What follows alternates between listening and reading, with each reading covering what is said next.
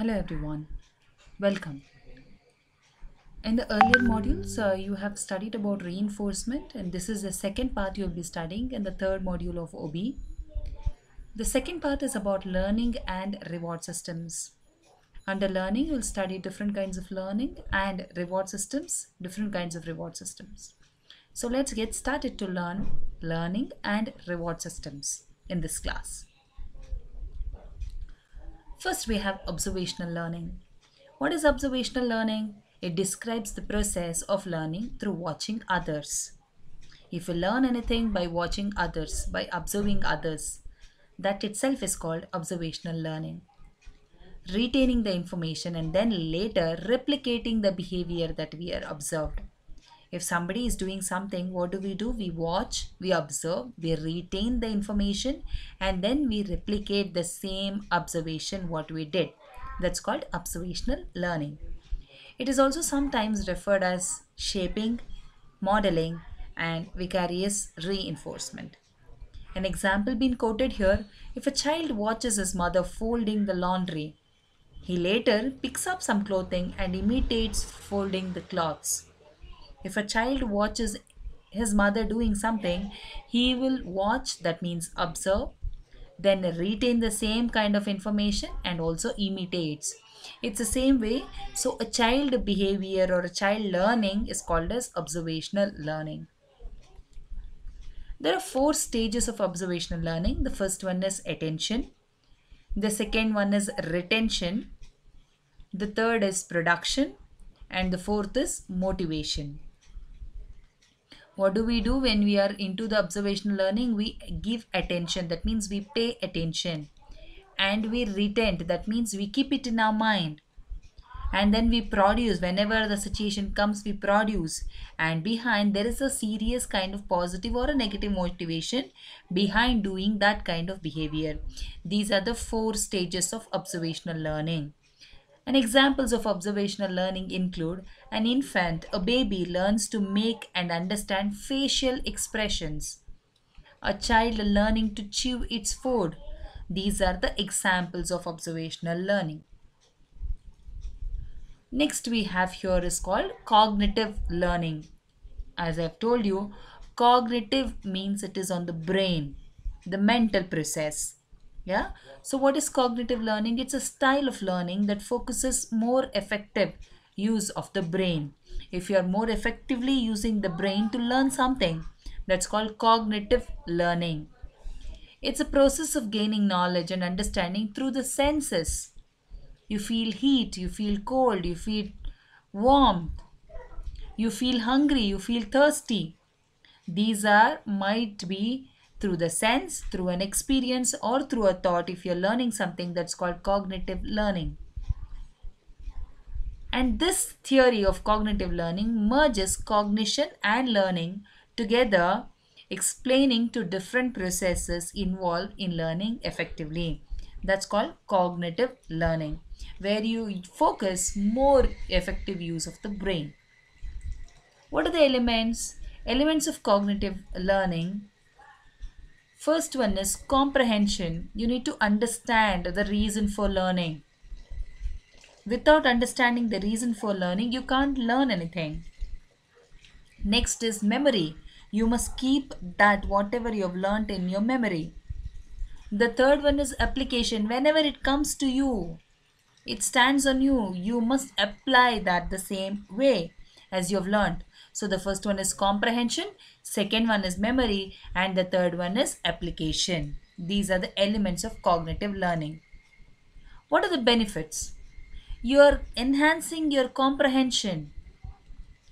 You are improving your problem solving skills. You can solve the problems better than everyone. Boost confidence because you're learning with the motivation, you are having the observation, you have everything. Then it will boost your confidence or enhance your confidence. Last one is it encourages continuous learning. You do not let it go because you have motivation. Since you have motivation, you learn every day and it is a continuous learning. These are the four benefits of cognitive learning. Next is organizational behavior modification. This is another topic.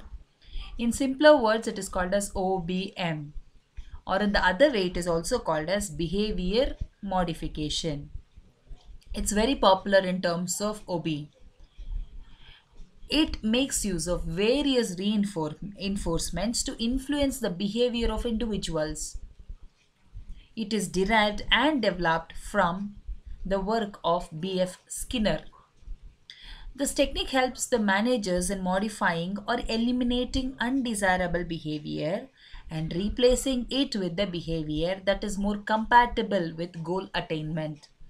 If you see somebody behaving wrongly, if you see any undesirable behavior as a manager in your company, you work on behavior modification, where you eliminate undesirable behavior and replace it with the behavior that is more important, that is more compatible in nature. Yeah. And next we are going into the contingencies. There can be two contingencies of a behavior. The first one is antecedents. The second one is consequences. Antecedents means these are the event preceding the behavior. If you see any person behaving, but you will have a reason for that person to behave. So that reason will be called as antecedents. It might be an incident, it might be your opinion, or it might be any behavior that comes prior to the undesirable behavior. The next is consequences. After you behave in particular way, after you behave in such a manner, you will face the consequences. That's the later part. So antecedents is there, and middle is the behavior, and the last one is the consequences, what you follow. Both these variables put together, we call it as ABC model. Let's learn this ABC model in detail. The main aim of this model is to change behavior by managing its antecedents and consequences. How do you manage this antecedents and consequences will be told by ABC model. And in a simple diagram I have given you what are antecedents, that what happens before the behavior. Yeah. So what is the behavior? What does a person says or does? And next comes what happens after the behavior. That is your consequences, what happens after the behavior. Okay, when you're doing the behavioral modification, when you're doing mod, what do?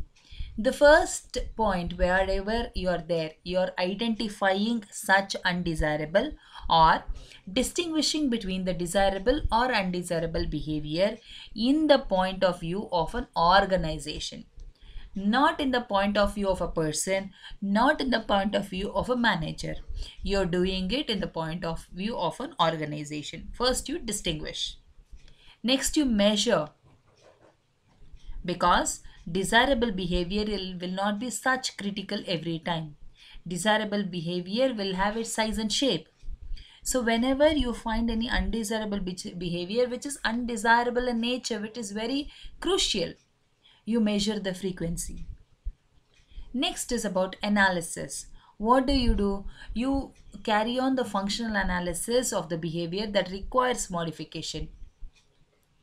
Next is intervention. You intervene with the positive or a negative reinforcement, extension or punishment according to the severity of undesirable behavior. And the last one is evaluation, where you evaluate about whether the performance are improved to the kind of desirable behavior or not. This is the last part. The steps are in OB is called as, first one is identification. You identify an undesirable or desirable behavior. Second is you measure the frequency. Third is you put on your functional analysis. The next one is intervention, where in what stage you can intervene. The last one is evaluation, whether improvement is there or not. That is the one you're going to check. What are the utilities? Why should you take up OB modification? The first one is it can be put to testing. The second one is it develops the employees. It helps to have the cordial relationship between all the employees of a company. Next is it controls and regulations. or you can word it as regulate. It controls and regulate the employees' behavior of a company. And then easy to understand and also to use. So these are the uses or utilities of OB modification. Next we are going into the next part, that's called as reward systems. Organizational reward systems. What is reward? A reward is normally what do we consider is monetary benefit. But it is not so. Rewards can be of many types, many size and shapes. What is this employee reward system? It refers to the program set up by a company to reward performance and motivate employees on individual or group levels. So rewards can be given as an individual, rewards can be given even for a group. It can be performance based, it can be to motivate employees. They're normally considered out from salary because salary is different, the reward is different. But might be monetary in nature, otherwise it have a cost to the company. Let's understand what are the different contents in the reward systems. What is the importance of reward system? Why should a company give the rewards? Because it is mutually beneficial for employees and for employer. If they reward, company will grow. If they reward, employees will work much better than expected level. It increases the motivational level. Motivation level of an employer, motivation of level of an employees, both will increase together. Next is morale. It builds up morale with different employees to the organization. It increases teamwork. If you look after your employees will work better in team. That teamwork will end up in a good position to the company. Next is loyalty. Every employee whom you reward will be definitely loyal to your company. The last one is absenteeism. It decreases absenteeism. For example, if you write everything in positive for these words, you write negative for this. That means it reduces absenteeism, it decreases absenteeism, and people will not be absent to the work every day. Yeah, these are the importance of reward management. Next, we shall move on to the types of reward system. First is extrinsic rewards, that is compliance based. Next is intrinsic rewards, that is purpose based. What are these extrinsic rewards? Example can be quoted for salary, bonus, commission, perks and benefit, and this is all compliance based. So whatever work you do, on the basis of that you will be given the rewards. Next is purpose based. Sense of choice, sense of competence, sense of meaningfulness and a sense of progress. According to this, if you give the reward system, that's called intrinsic rewards. Next is types of reward systems. What is types of reward system? The first one is financial rewards. Financial rewards might be based on the payment, allowances, bonus, profit sharing. And the next one is non-financial rewards. Non-financial rewards might be in topic of recognition, appreciation, respect and participation. If you want to recognize somebody's work, if you want to appreciate somebody's work, if you want to respect somebody for their work, if you want them to participate in management levels, then you give them financial rewards. Yeah. Okay, the next other one is performance based. If the performance is very good, you give them incentive, you give them group bonuses, you give them commissions. Next is membership based. Cost of living pays, benefits and salary increases. These are called the membership based reward systems. I hope you learned all the topics which I taught you today, and thank you for the patience listening.